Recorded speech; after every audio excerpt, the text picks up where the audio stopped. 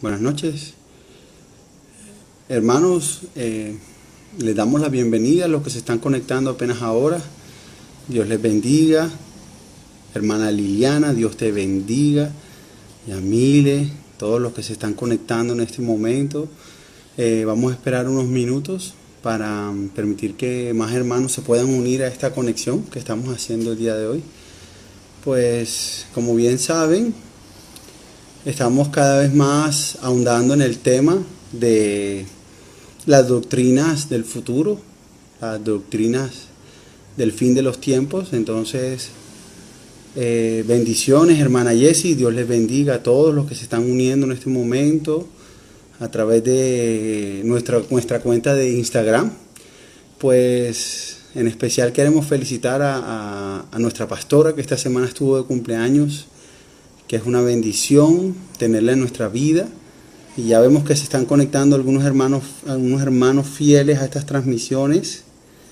La señora Fania, sí, está conectada. ¿Qué más? La hermana Yadira, la hermana María, gloria a Dios. Sé que va a ser un tiempo de mucho provecho. Entonces, sí te pido, hermano, tú que estás ahí conectado conmigo, por favor, busca tu Biblia, tenla en la mano. Vamos a estar debatiendo algunos puntos que están en la Escritura, algunas cosas importantes. Entonces, bienvenidos nuevamente y vamos a darle entrada a nuestro pastor para que él pueda en todo este proceso de enseñanza y aprendizaje de la Escritura. Bienvenidos a todos los que se están conectando ahora. Sí. Pastor, ¿cómo estás? Buenas noches, Elías. Buenas noches, amable audiencia. Una vez más aquí para compartir la palabra de Dios acerca de este tema de estos últimos tiempos y de tanta actualidad, ya que los tiempos cada día están más cercanos a la venida del Señor.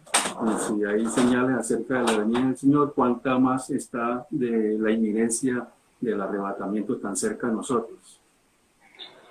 Sí, pastor, pues el miércoles pasado realmente intentamos abarcar lo más que pudimos, pero se hace súper difícil hablar de tantas cosas en tan poco tiempo, ¿cierto? Hay tanto por decir, tanto que hablar, que el tiempo es muy corto para esto. Entonces, bueno, ¿qué creo fundamental, pastor? Que empecemos, ya que la mayoría de los hermanos han conectado. Pastor, quiero que primero nos expliques cuáles son las escuelas del rapto o cuáles son las varias formas de interpretar el rapto o de ubicarlo en una línea de tiempo específico con relación a los eventos finales. Bueno, las cuatro escuelas: rapto pretribulacionista, rapto a mitad de tribulación, rapto preira y rapto final de tribulación. Ok. Entonces, nosotros somos de la escuela pretribulacionista, que creemos que el Señor viene por su iglesia antes de que empiece la tribulación o que se selle el pacto de paz que hace Israel con el antimesías, porque creemos que la gran tribulación es un tiempo de ira del cual Jesús dijo que no iba a permitir que nosotros pasáramos por ahí, puesto que hemos estado guardando su palabra y guardándonos para el Señor. Entonces, que Él nos va a librar de la ira venidera, así dice la Escritura. Correcto. Entonces, habíamos citado la vez pasada, para los hermanos que están conectados con nosotros, Apocalipsis 3:10. Hablábamos de que Dios nos libraría de la hora de la prueba que vendría sobre los moradores de la tierra. Entonces, con eso estamos creyendo de que el rapto va a suceder antes de la semana de Daniel o la semana de tribulación, que son 7 años. Pero, ¿de dónde se fundamentan los que creen en el mid-tribulacionismo? O sea, los que se va a dar el rapto en el medio de la semana de tribulación. Bueno, ellos creen que la iglesia, que la ira o tribulación como tal va a empezar después de la mitad de la semana de tribulación. Entonces, si tuvo en ese momento, ese acto ahí, en esa instancia, como los 3 años y medio son 3 años y medio de aparente paz y seguridad con respecto a Israel y con respecto a las naciones, porque el anticristo será un político con mucha sabiduría, mucha inteligencia. Satanás le alumbrará para solucionar los problemas que tiene la humanidad en ese momento, y será admirado y todo el mundo adorará a la bestia. Entonces, el momento de la ira ya viene después de la mitad de esa séptima semana. Entonces, eso es uno de los motivos por los cuales ellos creen que van a ir hasta ahí. Pero nosotros sabemos que esos 7 años son un tiempo de Dios con Israel, específicamente.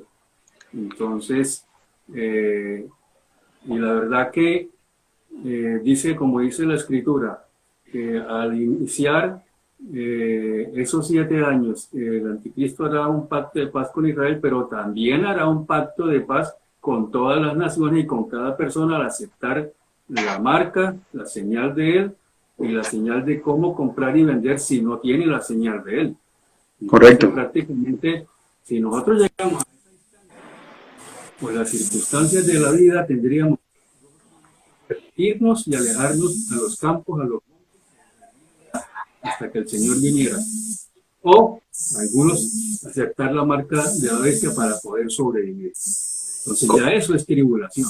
Correcto, pastor, y pues en mi mente no cabe la idea cómo si Cristo pagó por nosotros en la cruz y cómo esto nos promete librarnos de aquel tiempo de angustia y de ira, cómo Dios va a permitir que su iglesia entre en el tiempo de angustia, en el tiempo donde Dios va a desencadenar los juicios más fuertes sobre la tierra. O sea, no concebimos en nuestra teología, y con teología me refiero en la organización sistemática de las enseñanzas tomadas de diferentes pasajes, esta relación. O sea, entonces, seguimos creyendo que Dios no es injusto para hacernos pasar por esta tribulación. A los hermanos que se están conectando apenas ahora, estamos dialogando de que hay varias formas de ver el rapto. Unos dicen que es antes de que empiece la semana de la tribulación, otros hablan de que esto se dará justo en medio de la semana. O sea, si el tiempo de tribulación está pactado por 7 años, unos dicen que será a los 3 años y medio que se hará el rapto. Pero como decía el pastor ahorita, esto solo se da, un trato con Israel, es lo que está sucediendo ahora. Pastor, pero hay unos que dicen que será después el rapto, o sea, después de la tribulación. ¿Qué piensas de eso, de que será después de la tribulación? Bueno, un rapto después de tribulación, imagínate, la iglesia pasar por la tribulación, para al final de tribulación llevarnos al cielo y después bajarnos a la tierra. ¿Qué sentido tiene ese?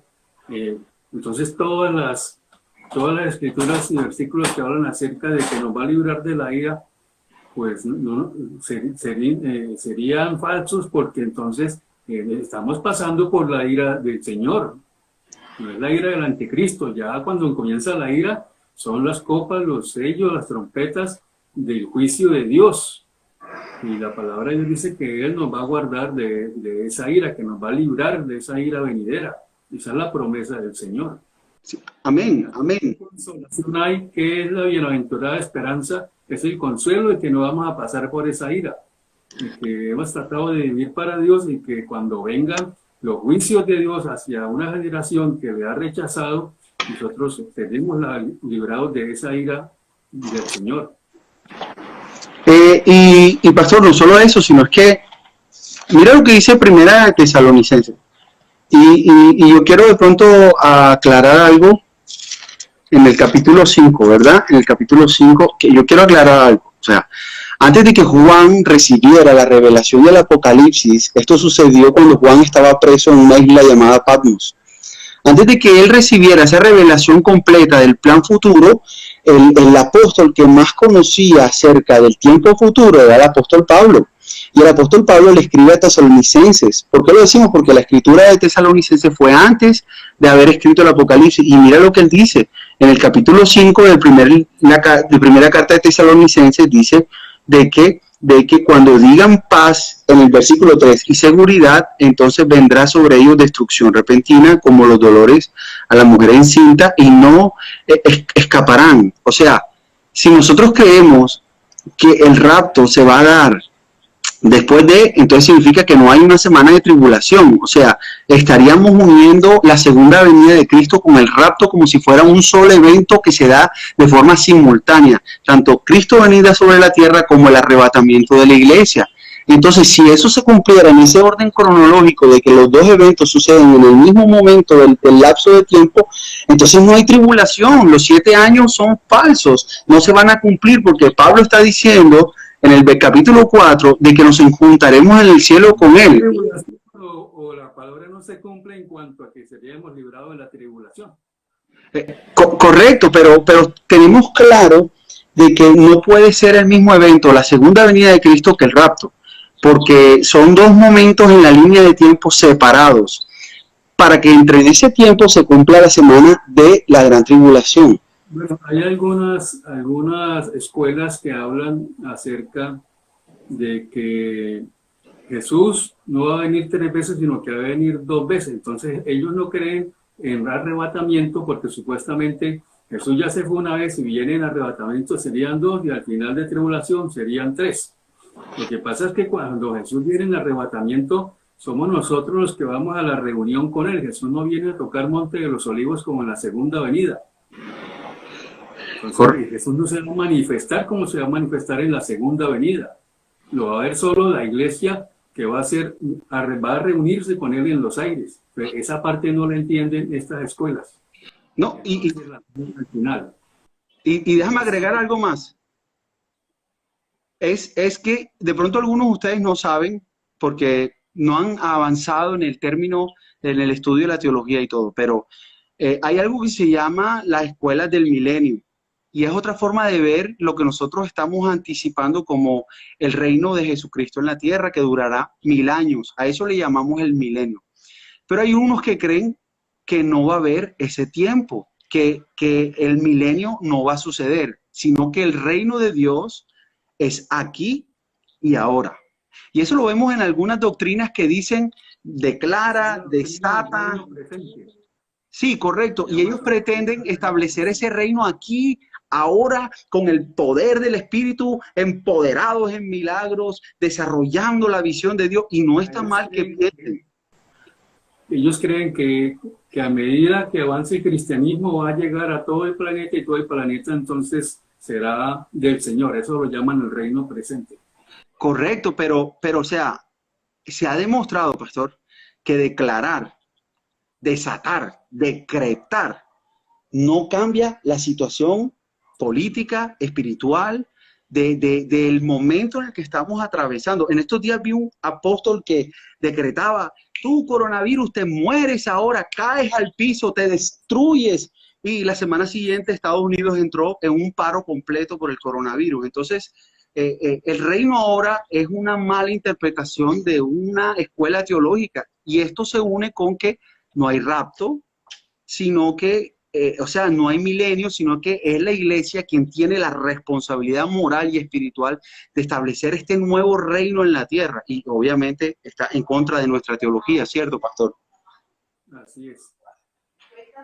Así es. Sí, bueno, pastor, entonces, avanzando en el tema del rapto, ¿qué relevancia tiene el rapto hoy en día? O sea, para la vida espiritual de un creyente, ¿qué relevancia puede tener? Pero ¿esto para qué afecta mi vida personal y espiritual saberlo? Bueno, número 1, el arrebatamiento influye en el corazón que busca para que experimente una conversión. O sea, en este tiempo, bajo esta instancia en que nosotros estamos en los últimos años, muy cercanos a lo que es los 7 años del trato de Dios con Israel, la semana 70, el saber la cercanía de esto y de que si la persona no está con Jesús, va a quedarse a pasar esa gran tribulación, eso llama a la gente a una conversión. Hay gente que se acerca a Dios por amor y hay gente que se acerca a Dios por temor ante el juicio y los castigos de Dios a esta humanidad que ha desobedecido. Entonces eso hace que la gente se arrepienta de sus pecados, que examine su vida y se convierta al Señor. Precisamente en estos días escuché un testimonio de un amigo que tiene un amigo que es gay. Y él estuvo hablando de la palabra y estuvo hablando acerca de por qué Dios permite estas situaciones, aunque no son propiciadas por el Señor, las permite para que, número uno, la iglesia vaya en intimidad con el Señor, se autoevalúe y se acerque a Él. Y que las personas que no son creyentes, estas circunstancias causan temor, angustia, y busquen al Señor, sean en un momento dado redarguidos por las cosas alrededor, y busquen al Señor y se salven. Y se conozcan a Jesús y se salven y no vayan a pasar por esta tribulación. Entonces, el arrebatamiento, la doctrina del arrebatamiento lleva a la persona a la búsqueda de Dios, a buscar la salvación espiritual y a buscar la salvación también de no pasar por esa ira del Señor. Amén, pastor, amén, amén, yo lo creo. Pero entonces, ¿cuál es el tema? En los corazones para que se preocupen por la salvación de las almas, o sea, la iglesia. Yo le digo a algunas personas a veces, en esta semana, ¿a cuántos tú le compartiste de la fe o cuántos folletos le entregaste a una persona?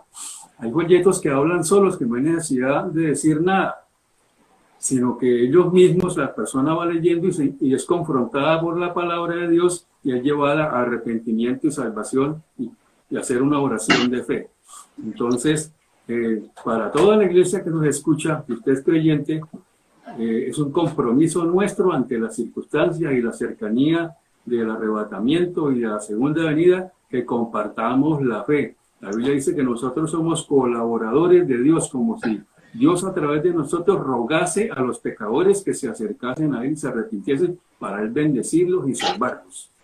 Y número 3, el arrebatamiento tiene una influencia purificadora en el corazón del pecador, y no solo del pecador, del creyente también, que hay momentos en que la vida del creyente puede ser muy superficial y hay momentos en que la vida del creyente es muy profunda, comunión, la intimidad con el Señor. Entonces, esa cercanía del arrebatamiento, de que en cualquier momento Dios puede venir y llevarse a su iglesia, lleva a las personas a que se santifiquen, se purifiquen, se evalúen para estar esperando al Señor en forma espiritual. Y número 4, el arrebatamiento tiene una influencia tranquilizadora en los corazones que están asustados. La palabra de Dios dice, no se turbe vuestro corazón, creéis en Dios, creed también en mí. En la casa de mi Padre muchas moradas hay, si así no fuera, yo os lo hubiera dicho. Voy pues a preparar lugar para vosotros, y si me fuere y os prepararé lugar, vendré otra vez y os tomaré a mí mismo, para que donde yo estoy, vosotros también estéis. Entonces el arrebatamiento tiene una influencia tranquilizadora en nosotros cuando sentimos a veces el corazón atribulado. Acordarnos de las palabras de Jesús nos trae paz y tranquilidad. Siempre habrá momentos de tribulación. Estamos en este momento pasando momentos de tribulación. Y uno de nuestros consuelos es que si las cosas se ponen más difíciles, el Señor prometió que Él vendría por nosotros. Eso trae tranquilidad. Ahora en los corazones angustiados. Dice, tampoco queremos, hermanos, que ignoréis acerca de los que duermen, para que no os entristezcáis, como los otros que no tienen esperanza, porque si creemos que Jesús murió y resucitó, también traerá Dios con Jesús a los que durmieron en Él. O sea, nos da la consolación, la esperanza de que nuestros familiares, amigos queridos, van a estar también con nosotros, que ahí no termina todo en la muerte, sino que la muerte fue vencida a través de Jesús, y Él nos da la esperanza de la resurrección, nos da la esperanza de la vida eterna, porque en ese momento nuestros cuerpos mortales serán glorificados, serán incorruptibles por la eternidad. Y por último, el arrebatamiento tiene una influencia controladora sobre los corazones de siervo. Los que tienen corazón de siervo, dice la palabra de Dios, estad firmes y constantes, creciendo en la obra del Señor siempre, sabiendo que vuestro trabajo en el Señor no es en vano, esta afirmación, que ahora que sabemos que un día vendrá Cristo para recibirnos y llevarnos consigo, no debemos permitir que nada nos mueva, debemos ser fuertes y firmes en nuestro servicio al Señor, trabajando siempre, porque el trabajo en el Señor no es en vano. La mínima cosa que tú hagas para el reino de los cielos en pro de otros, no es en vano, tiene fruto en el reino de los cielos. Entonces eso, los que tienen corazones de siervo, les influencia a servir más al Señor, máxime cuando los días están más cercanos. Entonces hay gente que tal vez hace unos 10 años atrás nosotros pensábamos, no, todavía faltan algunos años para que el Señor venga. Entonces la gente toma un tiempo como para echar la locha espiritual. Y en esa echada de locha espiritual la gente se enfría. Sí. Se enfría, no le sirve al Señor, tiene apatía, ¿no? Y corre el peligro hasta de descarriarse, de que la tentación lo seduzca y se aparte de Dios. Entonces, para los que tienen corazones de siervo, es un tiempo para estar sirviendo al Señor a tiempo y fuera de tiempo, redimiendo el tiempo, dice la palabra. Pastor, y es que definitivamente el mismo Señor dijo que el amor de muchos se enfriaría. Entonces, si uno lo ve desde el punto de vista espiritual, obviamente hay un mover espiritual que en este tiempo busca apagar los corazones de los creyentes. Es más, yo meditaba en estos tiempos y era que si de por sí es complejo para una persona mantenerse conectada al Señor en medio de una iglesia, una congregación, un grupo, ahora a través de este aislamiento preventivo, muchos corazones se apagarán del Señor. Muchos corazones que están débiles o que no están bien cimentados en el amor de Dios vendrán a tener muchas dificultades en su fe personal.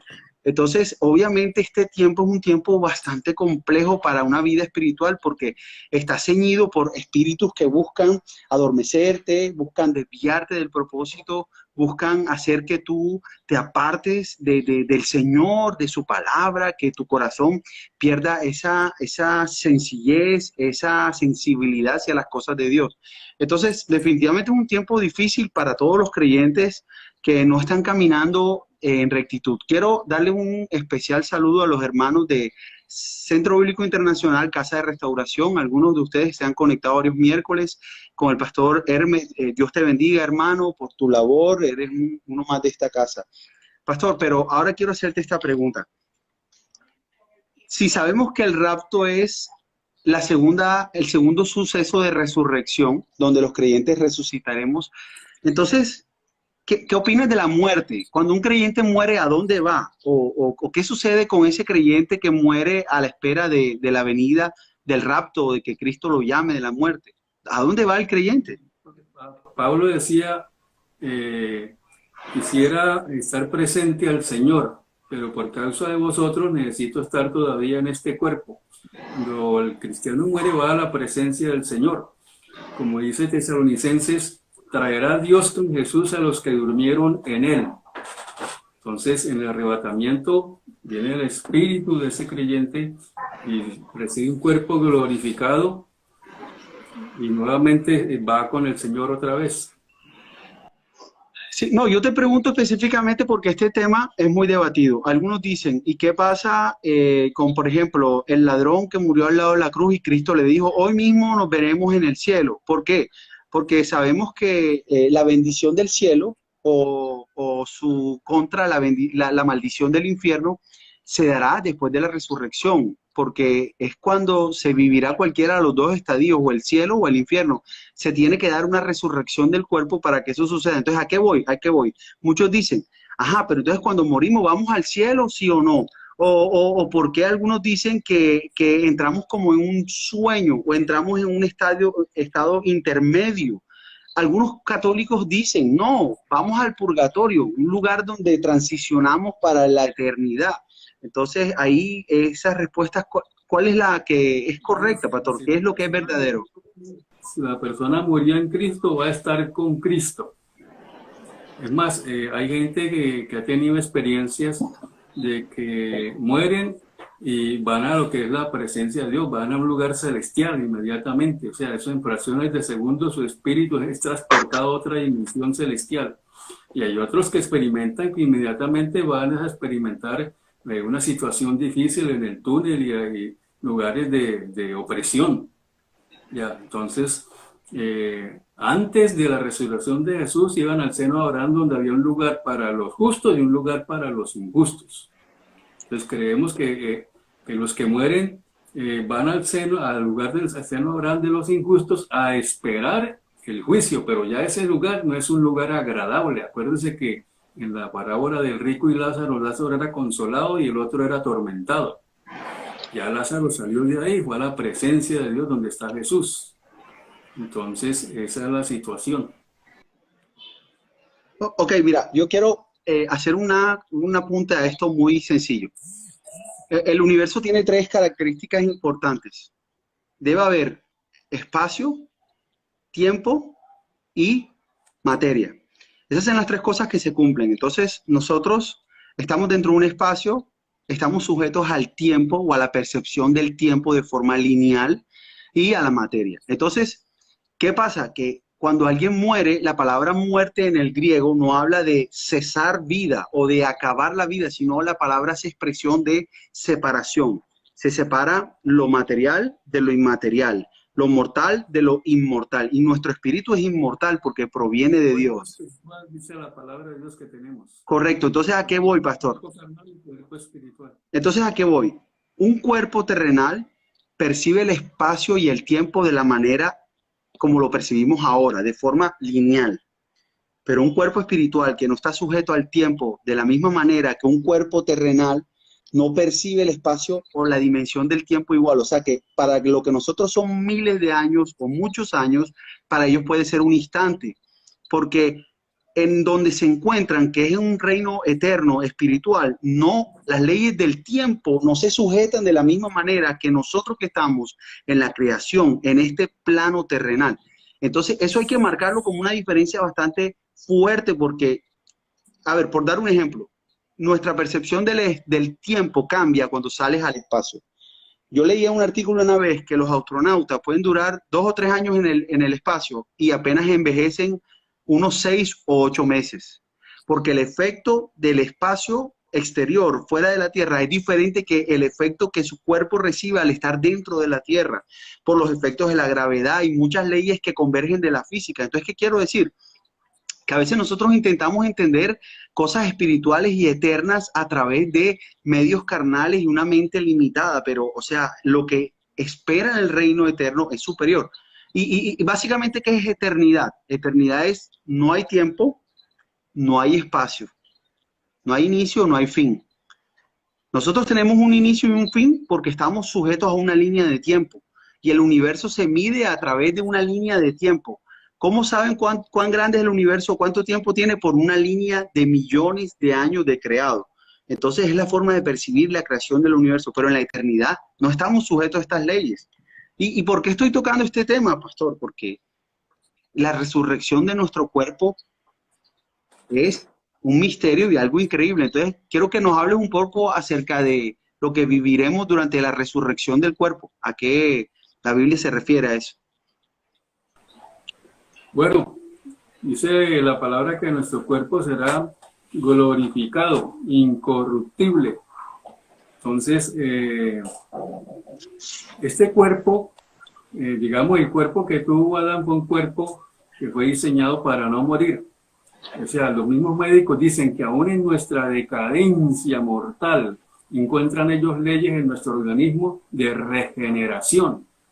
Nos dicen, por ejemplo, que si usted le permite, haciendo un ayuno de 1, 2 o 3 días a su organismo, en ese ayuno el cuerpo se va a regenerar mientras usted lo deja descansar. Sus células se van a renovar rápidamente y va a estar más saludable que si estás trabajando, dejándolo trabajar, ingiriendo comida.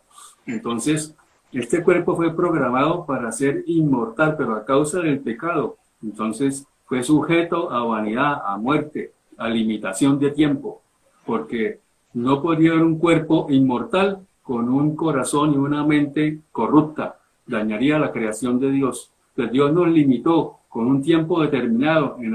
A Adán se le dieron 900, casi 1000 años, y debido a la maldad fue bajando Dios esa intensidad de años a causa de la maldad del corazón del hombre. Cuando Dios destruye a través de Noé a esa humanidad, a causa de no veo nada bueno en el corazón del hombre, todos sus pensamientos y sus actos tienden es a la maldad, y Dios tuvo que limitarlo. Tanto que ya en el Salmo 90 se dice que una generación son 70, 80 años. Abraham alcanzó a morir de 175 años. Y llegamos a casi la mitad de lo que Abraham vivió. Claro, claro. Y mira esto que estuve leyendo desde la física. Ni siquiera estamos metiéndonos dentro de un plano de fe, sino la física. O sea, ya se ha demostrado por experimentos que la materia no es impenetrable. O sea, digamos, yo aquí tengo mi celular y yo no puedo atravesarlo porque aparentemente es sólido, pero en los experimentos que se han conducido se han dado cuenta que la materia no es impenetrable, que la percepción que nosotros tenemos de la materia no es como nosotros creemos, sino que hay un campo electromagnético o una electromagneticidad que hay entre los átomos de ese celular y mi mano que se repelen y no permite que yo pueda atravesarlo. Entonces, ¿a qué voy con esto, pastor? También la materia puede estar en dos lugares al tiempo. Y la materia puede atravesar objetos directamente sin ningún problema. Entonces, después leí de un apologista católico y él decía algo como esto. En estos momentos nuestro espíritu está sujeto a nuestra carne y él está subordinado a esta carne y de alguna manera el espíritu no puede vivir en el potencial que Dios le ha dado porque la carne lo limita al tiempo, al espacio, a la fatiga, a la enfermedad, a muchas cosas. Pero que en ese momento en que Él resucite nuestros cuerpos, cambiará y el Espíritu gobernará sobre la materia, de cierta manera que nuestro cuerpo puede materializarse de momento aquí, allá o en algún otro lugar. ¿Por qué? Porque ya no estamos sujetos a las leyes de este mundo, sino que al recibir un cuerpo inmortal, un cuerpo glorioso que proviene del cielo, estamos por encima de las leyes naturales. Y es lo que tú dices. Tú te imaginas un hombre malvado que es capaz de doblegar algunas leyes naturales, el poder, la fuerza que tendría su cuerpo, la capacidad de dominar a otros en un corazón caído y pecaminoso, ¿verdad? Bueno, acerca de esa renovación, esa glorificación que la Biblia llama, nosotros vemos la experiencia de Jesús que se le apareció a los apóstoles en el lugar donde ellos estaban y no entró por la puerta, sino les apareció. Exacto, exacto. Entró así como ¿cómo se llama? En la mitad de la sala y también desapareció de la misma manera. Y no, o sea, no, el pasaje no dice que tocaron la puerta ni que abrieron, sino que de pronto se les apareció. Y no solo eso, pastor, sino que se materializó. Y mira que yo estuve leyendo esto hoy sobre la física cuántica y dice que la materia está sujeta a unas leyes. Una de esas es la gravedad. Y hay otra ley que la sujeta y es algo que se llama la fuerza nuclear fuerte. Y hay una que es débil. Entonces, la nuclear fuerte, para no alargarme de estas cosas porque me costó entenderlo, habla de que los átomos se mantienen unidos por esta fuerza. El núcleo, los electrones, los neutrones, todos esos se mantienen unidos por esta fuerza. Y hay una fuerza que es la débil que los desintegra. Entonces, tú te das cuenta que el Señor Jesús de alguna manera tiene control sobre la materia para desintegrar sus átomos, atravesar la pared y volverse a integrar dentro de la habitación donde estaban los apóstoles esperándolo. Entonces, es lo que trato de decirles es que la ciencia no está en desacuerdo con la teoría de la resurrección y de la materialización del cuerpo. Y ahora yo puedo entender por qué, por ejemplo, cuando Abraham recibió a Dios en su tienda, Abraham les preparó comida y ellos comieron. Ellos comieron, ellos disfrutaron, porque es que nosotros tenemos una idea de que la materia es simplemente lo que vemos, lo que tocamos, lo que es duro, lo que es impenetrable, y no es así. La materia tiene más cualidades que no conocemos a profundidad, y en la resurrección esto se cumplirá de esa manera. Cierto, pastor, a mí me dejó una pieza todo esto. Yo le decía hace algunos años a los discípulos que los ángeles no son solo espíritus, como nos han dicho, sino que tienen un cuerpo especial, cuerpo glorificado, que sirve en ambas estancias, porque para dónde se les fue el queso, la mantequilla y el cordero que comieron ellos, que les dio Abraham. Tenían que tener un cuerpo que tenía aparato digestivo tenían cara de hombres, entonces tienen un cuerpo especial, lo llama glorificado con funciones especiales también. Correcto, y es que mira, hay una ley de la termodinámica y es la ley de la entropía. Y en pocas palabras lo que dice es que todo se corrompe y todo comienza a destruirse progresivamente. Y igual lo consideran que el universo se expandirá tanto hasta que un momento no podrá expandirse más y se destruirá él mismo. Igual que sucede con los soles, las estrellas. Ellos alumbran, alumbran y en un momento de su existencia se apagan y así son todas las cosas. Nuestro cuerpo pasa de procesos de juventud hasta procesos de muerte natural y así todas las cosas que están en la naturaleza entran en la ley de la entropía, todos los seres vivos. Entonces, la resurrección, ¿qué hará? ¡Pum! Pondrá un alto a esos procesos biológicos que tienden a la destrucción del cuerpo, a la destrucción de las células y insertará en nosotros una realidad eterna que no permitirá que el cuerpo muera, no permitirá que el cuerpo requiera de estar comiendo o bebiendo agua constantemente para el mantenimiento del sistema, sino que será un sistema inteligente, perpetuo, que logra regenerarse, mantenerse en un estado óptimo de vida biológica. O sea, estamos hablando de una tecnología molecular y biológica superior a lo que el hombre siquiera ha podido contemplar. Un cuerpo que se sostenga a sí mismo durante el paso de las eras y del tiempo por toda la eternidad. Eso es algo que, wow, o sea, es bastante complejo en la mente del hombre, pastor. Como dice la palabra, que cosas que ojo no vio ni mente ha imaginado son las que nos esperan.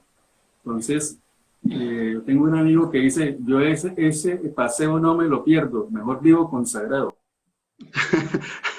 Y es que tú sabes que mira, el hombre por más que desarrolle capacidades de viajar a velocidades más arriba del sonido, si el hombre no lo hace a través de una cámara presurizada que soporte la fuerza G que se desarrolla en la obtención de la velocidad, ¿sabes qué pasaría cuando un cuerpo humano se acelera casi al punto de la luz? Sus átomos se desintegran completamente, porque recuerda que nosotros también somos átomos y somos electricidad, y cuando somos sometidos a esas fuerzas, se desintegraría cada átomo por la fuerza de la aceleración tan grande que habría. Entonces, el hombre por eso nunca va a poder en su humanidad viajar a la velocidad de la luz, porque eso lo vemos en Star Trek y en esas series y películas de ciencia ficción, pero, o sea, no es real por lo que el cuerpo no está diseñado, es más, sin irnos lejos.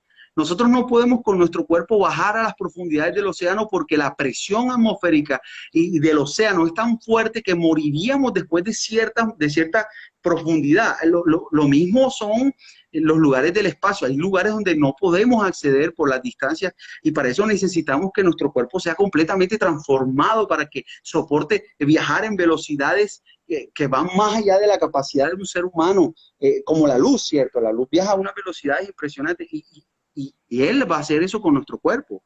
Él va a someter a nuestros cuerpos a unas condiciones superiores. O sea, sí, dice que seremos como los ángeles. Imagínate, y en una pelea, un ángel, ¿cuánto nos mató contra el... 185.000 mató un ángel. O sea, ¿qué poder había dentro de ese ser espiritual que tenía la capacidad de matar a 180.000 personas? O sea, de verdad que entre más medito en este asunto, ¿tú te imaginas nuestro cerebro funcionando al 100% de su capacidad? O sea, las neuronas conectando cada recuerdo, cada pensamiento, cada sensación, cada cosa de toda nuestra existencia, la inteligencia que desarrollaríamos en esa época, o sea, no, de verdad que... Adelantándonos a un tema, yo siempre me hice la pregunta, bueno, ¿y cómo será la vida en el milenio? Porque después que pase la tribulación van a pasar miles de personas a ese periodo del milenio, personas con un cuerpo como el nuestro, y se supone que en el tiempo del milenio los creyentes tienen cuerpos glorificados. Entonces, es una vida como de los celestiales con los terrenales. Ajá. O sea, lo mismo que vivió en los tiempos en que dice la Escritura en Génesis 6, viendo los hijos de Dios que las hijas de los hombres eran hermosas, los ángeles se allegaron a ella y salieron gigantes. Fue alterada la genética. Correcto. Entonces, Alguien me decía a mí, lo que pasó una vez puede volver a suceder. En el Sí, tiempo del milenio es posible que se presenten esas dos circunstancias, los celestiales y los terrenales. ¿no? Y mira que, bueno, sí, es verdad, sin tanto adelantarnos en el tiempo del milenio, para que los terrenales puedan vivir de forma prolongada, ellos tendrían que consumir del fruto del árbol de la vida, que otra vez estaría plantado en la tierra. O sea, lo que alguna vez estuvo en el huerto estaría plantado en la tierra y el hombre terrenal, que obviamente esté en obediencia con el reino de Cristo, comerá de ese árbol y vivirá por mucho tiempo. O sea, se prolongará la vida del Dice la hombre. escritura que en aquel tiempo el niño morirá de 100 años. O sea, el niño morirá de 100 años, entonces el joven tendrá ¿cuántos? 300, 400, el adulto 800, 900.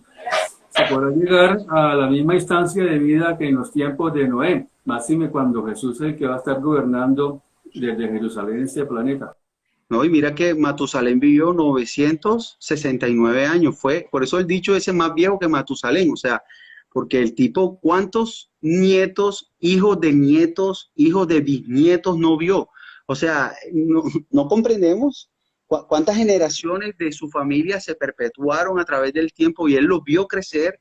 Por eso es que algunos creen que todavía en la época de Noé estaba vivo Set, que era el tercer hijo que tuvo Adán y Eva y que Set era el patriarca espiritual del pueblo y era el que guiaba al pueblo a acercarse a Dios en esa época, porque sus años en la tierra fueron prolongados por causa de que el hombre todavía tenía una genética superior. ¿Cierto? Pastor, y ahora respóndeme algo, a ver, ajá, listo, yo soy creyente, mi esposa es creyente, todas estas cosas bonitas, ajá, pero ¿y mi hija? Ella todavía es pequeña, va a cumplir 4 años, todavía no tiene tiempo o sea, todavía no tiene la capacidad de ver el evangelio y aceptarlo porque su capacidad de razonamiento y de ver el bien y el mal todavía no se ha desarrollado como una persona mayor. Entonces, ¿qué será de ella? O sea, si Dios nos rapta a nosotros, a mi esposa y a mí, ella se quedará aquí viviendo la tribulación, o sea, quedará sola. O sea, ¿cómo será ese rollo con ella? Eso es una pregunta válida. Bueno, hay dos puntos de vista. El primer punto de vista habla de que así como en los tiempos de Canaán, cuando Dios le dijo a Israel, vaya y conquisten esa tierra y denle muerte a todos, allá se murieron los adultos y se murieron también los niños. Entonces unos dicen que los hijos de los que no son creyentes van a morir juntamente en la tribulación por esos juicios de la ira de Dios, van a morir con sus padres. Y la otra posición es que los hijos de los creyentes va, como dice la escritura, que el hombre, la mujer es santificada en el hombre o el hombre es santificado en la mujer. De esta manera los hijos serían santificados por sus padres. Y que así como Dios preservó a los hijos de los israelitas en Egipto de las plagas, también en este tiempo sus hijos serán arrebatados juntamente con sus padres. Máximo cuando Jesús dice que los niños es el reino de los cielos. Entonces, y si esos niños están bajo la cobertura del Padre que es creyente, con más razón. Amén. Entonces esas son las dos posiciones que hay respecto a los niños. Pastor, y dime algo. Una persona con discapacidad intelectual, o sea, una persona que por cualquier razón, motivo, enfermedad, cualquier situación de su desarrollo, perdió su razonamiento y su lógica y su nivel cognitivo es demasiado bajo como para comprender las verdades eternas del Evangelio. ¿Cómo Dios puede juzgar a esa persona si no tiene ni siquiera la razón o la capacidad de ver el Evangelio y decir, wow, soy pecador y acepto el Evangelio para salvar mi alma del pecado? O sea, ¿cómo Dios va a condenar a esos casos específicos? Un niño con síndrome de Down o cosas así. Bueno, Dios es un Dios de amor y justicia. Y desde esa perspectiva que la persona no tiene discernimiento entre el bien y el mal, es como un niño, Dios los aceptará y estarán con él. Sí, porque tengo entendido que el juicio final, que es al que serán sometidos todos los seres humanos que no caminaron con Cristo, pues ese no será un juicio, sino donde se le demostrará con evidencias y con hechos fehacientes que ellos merecen esa condenación. Entonces, para eso una persona, o sea, te lo digo porque en la justicia ordinaria, una persona que no tiene la capacidad de entender lo que está sucediendo no puede ser juzgado por la justicia, se le da un Si trato los especial. hombres son justos en esa instancia, ¿cuánto más Dios? Entonces, no, esas personas estarán con el Señor. Claro, porque mira que hay enfermos mentales que han asesinado personas y sí se les castiga, pero se les castiga metiéndolos en un centro de salud mental, en una clínica mental y no en la cárcel porque el juez reconoce que la persona no puede, o por decir, cuando una persona tiene Alzheimer y llega un momento donde pierde la capacidad de sí mismo, los hijos toman de alguna manera patria potestad de sus bienes y autorización para tomar decisiones por ella porque la persona no tiene la capacidad y la justicia acepta eso. Entonces creemos que Dios también va a aceptar a estas personas en estos casos específicos. Amén. Así es. O sea que en el rapto que veremos una escuela llena de niños de prekinder y de 3 4 años desaparecida, los hospitales en las salas de parto sin bebés en un momento a otro, cosas así. Sí, sí. Será un impacto mundial. Gente en los aeropuertos, en los supermercados, en los centros comerciales, en el transporte, en el bus, en el avión, en el tren. Será un impacto a nivel mundial. Entonces, como usted me comentó la vez pasada, pues sí, va a haber alguna explicación, la humanidad tendrá que dar una explicación y de pronto la más cercana es, ahora como están reconociendo que sí hay vida extraterrestre y que hay carros de transporte, pues si lo adjudicarán a los ovnis. Eso es normal. Oye, y lo sorprendente es que el Pentágono mismo, que digamos, el Pentágono es casi como el centro comando de inteligencia militar y estratégico de Estados Unidos, y desde ahí controlan operaciones en todo el mundo, revelan los videos de los avistamientos ovnis. Y pues, mira, no causó escándalo, o sea, no fue nada del otro mundo, no le dieron protagonismo en las noticias centrales, o sea, fue como un evento como cualquier otro, como cuando hace una erupción un volcán, una cosa así. Ajá. Que no tiene protagonismo de última noticia porque es que la humanidad ha venido siendo preparada a través de algunos programas de televisión para aceptar esa realidad. Entonces ya el subconsciente ha asimilado eso y es más, la misma gente ha tenido experiencia. Hay ciudades que han tenido la experiencia de ver pasar un transporte de esas dimensiones. En Estados Unidos hay una ciudad donde el alcalde en primera instancia, el gobierno vino y le dijo que no podría admitir que eso había sucedido y él lo negó. Pero tiempo después, ya después de algunos años que se retiró, él mismo dio las declaraciones de que eso pasó y punto. Y que él ordenaron negar esa situación. Pero todo el pueblo vio lo que vio. Entonces esa es una realidad.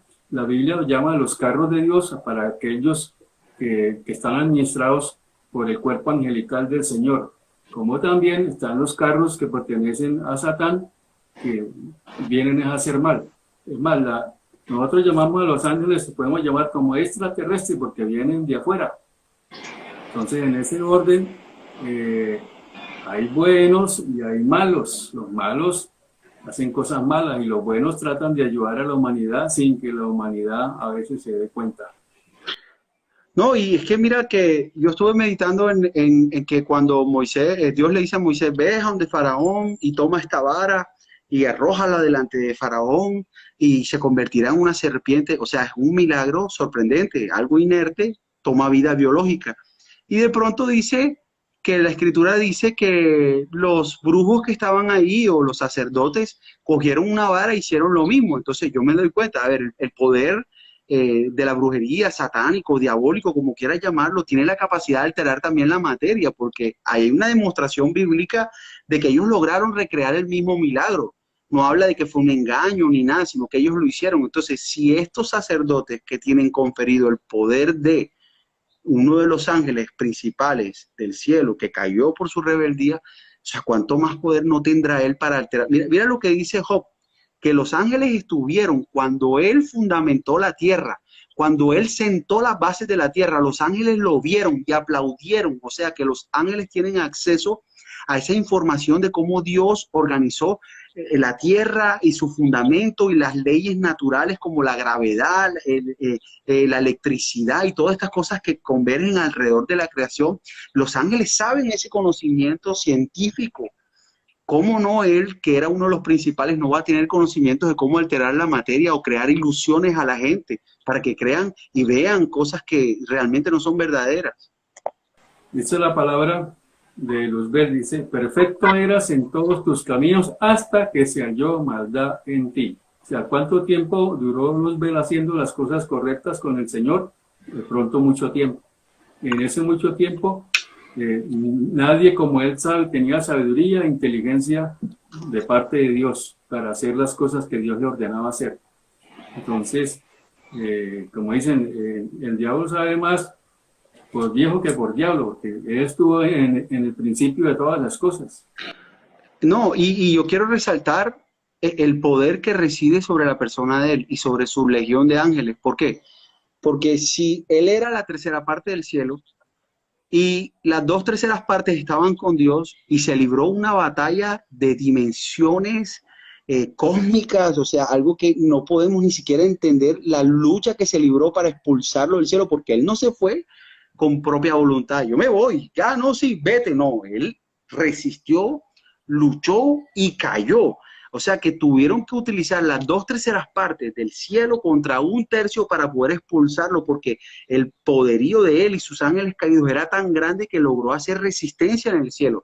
O sea, a veces la gente no medita en estas cosas tan sencillas de la escritura, pero qué poder tan increíble que tienen los ángeles caídos sobre la creación, para que los ángeles de Dios tuvieran que combatir todos juntos para expulsarlo. No dice Jesús que él lo vio caer del cielo a la tierra, no lo vio cuando lo expulsó del cielo el Señor. O sea, que no fue una obra como vete, no, sino que fue una lucha que algunos llaman la guerra cósmica. Algunos le llaman a eso porque las proporciones, quién sabe, ¿no? Bueno, hay una escuela que dice que Satán, dice Apocalipsis, hay de los moradores de la tierra porque el diablo ha descendido con todos sus ángeles. Él fue lanzado a la tierra. Entonces que Satán fue desterrado del tercer cielo, pero quedó en el segundo, o sea, un intermedio entre nuestra atmósfera y de ahí para arriba, a los lados del norte es donde está el Señor. Entonces hay un segundo cielo ahí donde Él en ese mar de espacio del universo navega. Claro, correcto. Y le dicen que él es el rey de la potestad de los aires, o sea que él, esa es su zona de influencia o su zona de poder, donde él se mueve, donde él pues comete sus propósitos en lo que tú dices del segundo cielo. No estamos hablando del aire como tal, sino aparentemente como de algún tipo de dimensión espiritual en el que él se mueve. Y sabemos que él tiene poderes limitados, como él no puede estar en varios lugares al mismo tiempo, porque a pesar de que tiene mucho poder, él está limitado en algunas cosas. Y por eso el punto del rapto, de que nadie sepa el día ni la hora, porque de verdad, si el rapto sucediera y él supiera que sucede en 5 años, en la fecha tal, en la hora tal, yo te aseguro que él levantaría a todos los ángeles caídos, los convocaría y harían una guerra. O sea, mira, si Daniel pide la revelación en el libro de la profecía de Jeremías, y cuando él se humilla, nada que viene la revelación, nada que viene la revelación. Y de pronto vemos que aparece un tercer ángel, un segundo ángel, que es Gabriel. Y Gabriel le dice, es que Miguel está ahí arriba peleando contra el príncipe de Persia. O sea, y Miguel es un ángel de los principales en el cielo. ¿Y qué poder había en el principado de Persia para retener a Miguel, para que Miguel no llevara la revelación? Y Dios tiene que enviar un segundo, que es Gabriel, para que Gabriel diga, o sea... el poder de estos ángeles caídos es realmente increíble, ¿cierto? Sí, el libro de Apocalipsis dice que va a haber otra vez la lucha de los ejércitos de Miguel contra los ejércitos de Satán. Y van a caer a la tierra. Van a caer a la tierra. Pastor, alguien pregunta que si el diablo tiene un cuerpo físico. Bueno, hay una escuela que dice, así como estábamos hablando ahorita, del cuerpo glorificado, ¿por qué Satanás no se ha muerto? Pues porque tiene un cuerpo también especial. Ya, cuando Dios lo hizo, le dio un cuerpo especial. Y ese cuerpo todavía lo tiene ahora. Por eso ha vivido tantos años. O sea, tantas generaciones han pasado y él sigue.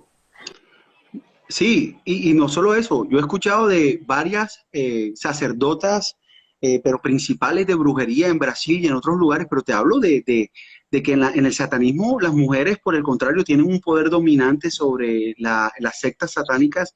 Y hablaba una vez un testimonio de una sacerdotisa brasilera, pero de alto poder, que estuvo consagrada desde el vientre y que llevaba 5 generaciones su familia metido en este rollo del satanismo, y ella dice que ella era esposa de él y que él literalmente la visitaba y se materializaba. Ahora, la Biblia de pronto no nos da ese soporte bíblico, pero bueno, nunca está de más escuchar los testimonios de estas personas que han tenido contacto con el misterio de la iniquidad y han entrado a esas profundidades. Y ella decía que él era su esposo y que él la visitaba y que cuando ella se convirtió al evangelio, o sea, él prácticamente intentó matarla porque no quería perderla y ella, pues bueno, imagínate, ese testimonio tan impactante, está ahí en YouTube, de una brasilera que practicaba brujería en los más altos niveles.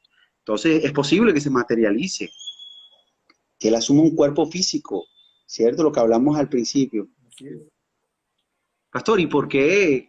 Yo sé que estamos hablando de una cosa y otra, pero ¿por qué ¿por qué para Satanás o para los ángeles caídos no hay redención de pecado? ¿Por qué si para el hombre hubo un plan de salvación, por qué para ellos no? Si Dios es misericordioso, ¿por qué para ellos no hubo plan de salvación? Bueno, alguien me comentó alguna vez que la rebelión no se instó de un día para otro, ni en una semana, ni en un mes, ni en un año, sino que el ganar esa tercera parte del cuerpo angelical para persuadirlo de que se rebelaran, en el cielo no sabían qué era rebelión ni desobediencia. Todo el mundo caminaba y hacía lo que se ordenaba. El solo hecho de ya contaminar a alguien con decir esto no está bien, hagámoslo de esta forma, ya eso eh, comenzó a dañar las mentes del cuerpo angelical. Entonces, eh, no fue un día para otro para que Dios dijera, vamos a perdonarlos, se han arrepentido, sino que eso fue una gesta de desarrollo, de persuasión, de tiempo, en donde se confabularon todos para llegar a tomar una decisión y hubo tiempo para arrepentirse y no se arrepintieron de nada, siguieron fue para adelante. Entonces, Dios determinó que no había perdón para ellos, porque número uno, nosotros pecamos porque nacimos con una simiente de pecado y a pesar de eso, cuando el Espíritu y la palabra nos redarguyen de pecado, tomamos la decisión de no seguir en el pecado y de tratar de agradar a Dios. Pero ellos nacieron siendo hechos perfectos, sin naturaleza de pecado. Dice, hasta que se halló maldad en ti. Bueno, hasta que se halló maldad en cada uno de los ángeles por la contaminación de que fueron inducidos. Entonces, usted ve a Job, caído, nacido en pecado, pero tratando de agradar a Dios. Y Luzbel, que fue hecho perfecto, se desvió. Sí. Entonces Dios le demostraba a Satanás a través de esa prueba, mira que este hombre que es con simiente de pecado me ama más que tú, que te dice perfecto y no sabía que era el pecado. Es como, Entonces, por eso no hay arrepentimiento para ellos. es como lo que una vez escuché, que Dios tuvo que echar a Adán y Eva del huerto, no porque solamente hubiesen pecado, sino porque él no quería que ellos en esa condición de pecado comieran del árbol de la vida, porque fácilmente podrían quedar condenados al pecado por mucho más tiempo. Entonces, eso sería un... Podrían, como Satán, perderse eternamente prácticamente. Pastor, ya está por acabarse el tiempo, entonces vamos a volvernos a conectar en el en vivo y hablamos un par de cosas más y damos cierre. Estamos hablando del huerto del Edén y del pecado y de todo eso. Entonces, Ya enseguida nos conectamos para que me mandes la solicitud nuevamente. Y bueno, continuamos con este miércoles de enseñanza y bueno, estamos hablando de por qué Dios no perdonó a Satanás y a sus ángeles, ¿verdad? Siendo que Él es todo amor y toda misericordia, ¿por qué no hubo perdón para ellos que se redimieron? Pastor, yo también una vez escuché que, que para Dios perdonar debía haber derramamiento de sangre. Y, y como los ángeles eran eternos, de pronto no contaban con que muriese alguien por ellos, ¿cierto? Entonces ellos hablaban un poco de que Cristo se había encarnado, era para morir por los hombres, pero como Él no murió como un ángel o como uno como ellos, ¿cómo iba a redimirlos del pecado? Porque tú sabes que la justicia de Dios dice, tú pecas y tú pagas. Y la única forma de salvarte del pecado o del castigo es que alguien semejante a ti o con más valor que tú pague por ti, que esa es la justicia de Cristo que nosotros recibimos. Entonces decía que cómo lo iban a perdonar si no había sacrificio expiatorio para ellos, no había forma de presentar una ofrenda en pro del perdón de los pecados de ellos. ¿Y tú qué piensas de eso? Bueno, dice que Dios nos escogió a nosotros desde antes de la fundación del mundo para que fuésemos sus hijos en Cristo Jesús. Fuésemos adoptados sus hijos en Cristo Jesús. Ya era un plan antes de que Dios crease el planeta, crease al hombre en la mente de Dios. Ya Dios sabía que al crear al hombre en su perfección iba a haber un problema, un accidente, que ese accidente iba a ser creado por uno de las antes creaciones de Dios, antes de crear al hombre, y era el cuerpo angelical. Ya Dios tenía eso, ya en la omnisciencia ya Dios lo sabía. Pues Dios sabía que eso se iba a presentar y que para nosotros iba a haber una solución de pecado por la expiación de Jesús. Pero para ellos no iba a haber por esa misma naturaleza, porque eran dos naturalezas, una caída y otra que fue perfecta. Sí, correcto. Entonces, no, bueno, pastor, de verdad que ha sido un tiempo de bendición, de verdad lo creo, un tiempo de mucho provecho. Hay cosas que de verdad que tienes mucho conocimiento de las cosas de Dios y sé que esto nos edifica tanto a mí como a todos los que hacemos parte de estas transmisiones y te damos gracias y le pedimos a Dios que te bendiga y que te conceda más conocimiento y que te guarde de todo mal y de toda cosa peligrosa que quieras echar tu vida. Te amamos como iglesia y como congregación y valoramos el trabajo que tú haces para todos nosotros. Déjame hacerte una última pregunta que alguien pone aquí. Dice, ¿una persona que se suicide va para el infierno? Bueno, ese ha sido un tema de debate.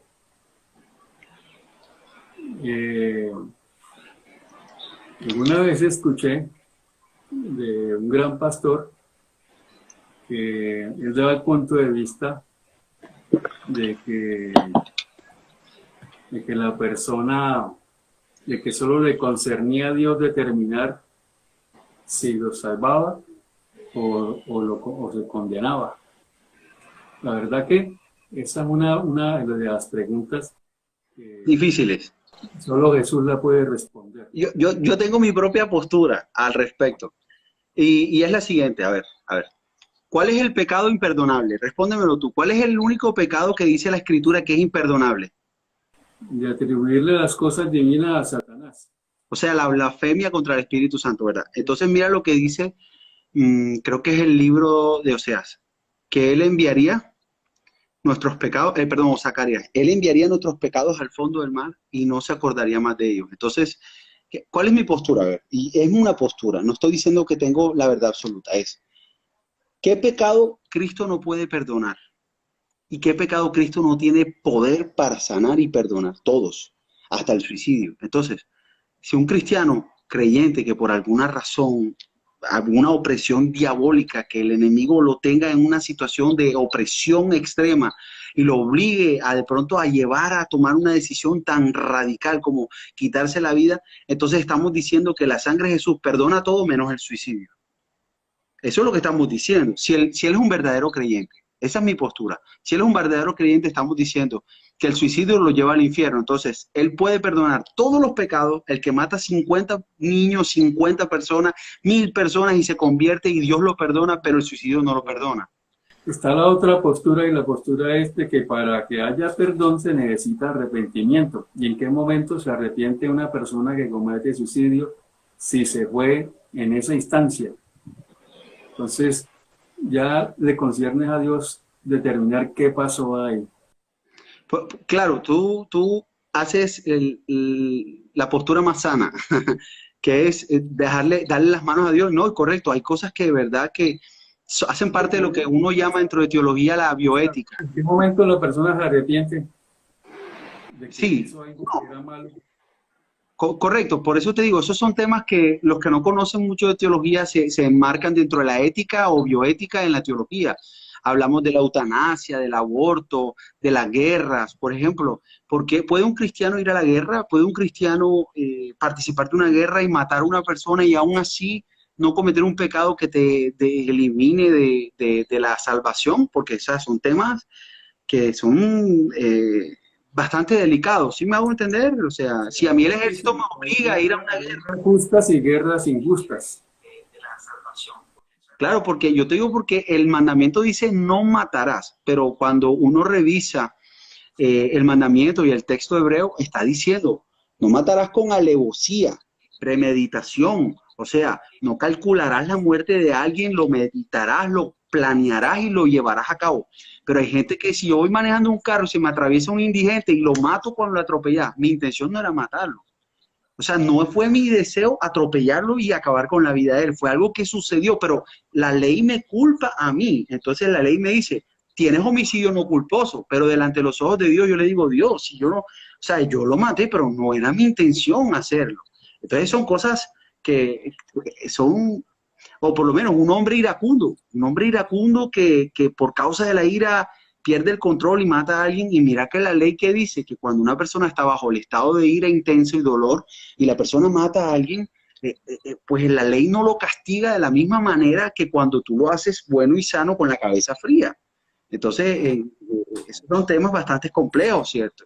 Bueno, en esa instancia, en una posición de cuando Dios justifica, digamos, hay un libro que yo leí que llama Los genocidios de la Biblia. Entonces alguien escribía que no podía entender cómo un Dios de amor le decía a su pueblo, vayan y exterminen a adultos, jóvenes, ancianos y niños, cuando fueron a tomar Canaán. Claro. Entonces lo que pasa es que ahí se pasa del amor de Dios, la misericordia de Dios, a la justicia de Dios, porque la gente perseveró tiempos, generaciones en el pecado. Entonces, el que no entiende esa postura, antes de por qué Dios lleva al pueblo a tomar la decisión de ejecutar un juicio, si no entendemos eso, Dios, cuando la gente en Canaán vivió 430 años, esos 430 años Israel estaba en Egipto siendo esclavo. Dios esperó 430 años para que ellos se arrepintieran y dejaran esa mala vida y sus malas acciones, y la copa de la ira de Dios se llenó hasta que se derramó, y Dios dijo, bueno, a Israel, ahora salen ustedes de allá y van a tomar estas tierras que esta gente no merece, y no dejen vivo absolutamente a nadie porque no lo merecen, es la justicia divina. Entonces, entenderlo, y uno que entender la cosmovisión de Dios actúa así, cuando el amor y la misericordia se acabaron, viene el juicio de Dios. Entonces, porque la gente no se arrepintió por generaciones. Pero pastor, mira lo que yo le digo a mucha gente cuando le hablo del evangelio es lo siguiente. La gente cree que Dios tiene la obligación de perdonarlos y que Dios tiene la obligación de salvar al planeta entero. Y eso es completamente errado. O sea, Dios tiene la obligación de condenar. Dios no va a condenar a nadie. Sí, pero lo que yo te digo es que en la justicia de Dios, Dios debería de castigarnos a todos. Y si en su amor Él permite que muchos escuchen el mensaje y que acepten positivamente el mensaje y que vengan a Cristo, eso es parte de su misericordia, pero no, Él no nos debe misericordia. Él no está en la obligación de decirte, ven Petra, ven Lilia, ven no sé quién quiera, te voy a salvar, te voy a... no, o sea, él lo hace por un puro acto de amor. Entonces, a veces la gente, yo discuto o debato con estos temas y digo, Dios no está en la obligación de perdonar, de amar y de salvar. Dios está en la obligación de darle justicia a cada ser humano. Y si es por justicia, nosotros todos merecemos, tú sabes, merecemos estar apartados de Dios y la muerte. Y no es por entrar en uno y en otra postura, sino es que ahí vemos cuán grande es el amor de Dios. Cuán a pesar de que el hombre está perdido, Dios decide extender su amor y su misericordia y salvar a algunos, o sea, salvar a los que vengan a Jesús, a los que acepten el mensaje, porque sin aceptación del mensaje no hay salvación. Así es. Pastor, y por último aquí Jorge dice algo como que si la persona intenta matarme y yo me defiendo o hasta que, o sea, yo lo que entiendo de su pregunta es, si alguien viene a matarte y de alguna manera tú, digamos, le quitas la pistola o lo matas a él, Defensa propia, ahí no hay nada.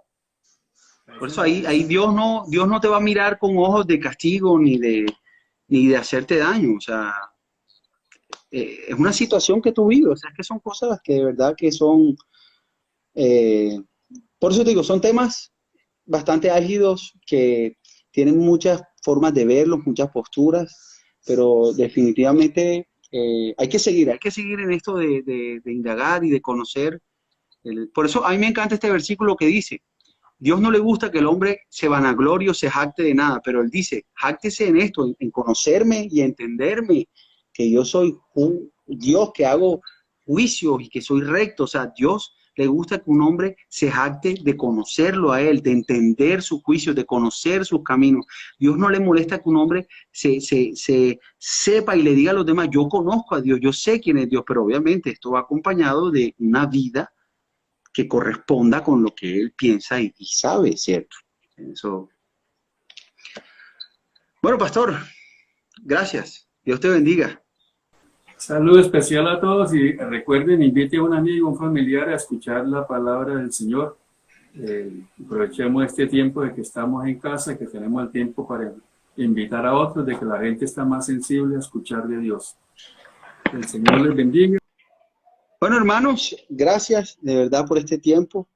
Espero que haya sido de provecho. Sé que después de la mitad nos desviamos un poco, pero de verdad que hay muchas interrogantes, muchas cosas que definitivamente necesitan respuestas. Entonces yo te invito a que miércoles tras miércoles que tú te conectes, formulas tus preguntas. No importa cuán locas pueden ser o cuán difíciles, formúlalas. Y la idea es que el conocimiento y la sabiduría del pastor pueda dar respuesta a esas cosas. Y para eso estamos, para dar con toda mansedumbre una respuesta o una defensa a nuestra fe. A eso Dios nos llama.